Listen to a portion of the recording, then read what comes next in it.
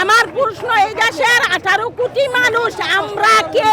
এই রাজনীতির কারণে আমরা কেন কষ্ট করব? যে যখন ক্ষমতা আসে তার কথাই আদালত উদ্ঘোষ করে। আদালত কি?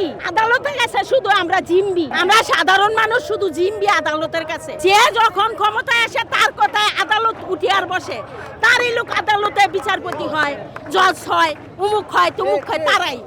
আমরা কে? আমার প্রশ্ন, এই দেশের 18 কোটি মানুষ আমরা কে? আমরা শুধু কষ্টই করে যাব আজীবন? আমাদের কি এই কষ্টের কোনো অবসান হবে না? কেন?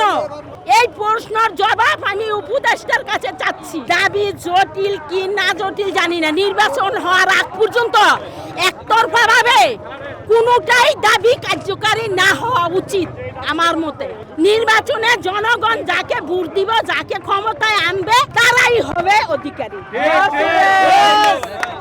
যে রাস্তায় রিক্সাওয়ালা দাঁড়ায় গেল আমি নেতা, উমুক দাঁড়ায় গেল আমি নেতা, তুমুক দাঁড়ায় গেল আমি নেতা, এরই হবে না।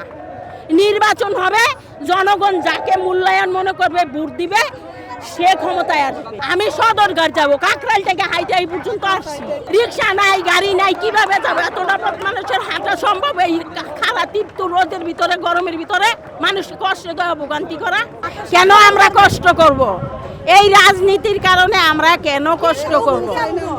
দ্রুত নির্বাচন চাই, নির্বাচিত সরকার চাই, এবং যেই সরকারি ক্ষমতা আসবে তাদের কোনো রাস্তা পথ বন্ধ করে, গাড়ি ঘোড়া বন্ধ করে কোনো আন্দোলন, মিটিং, মিছিল করা চলবে না।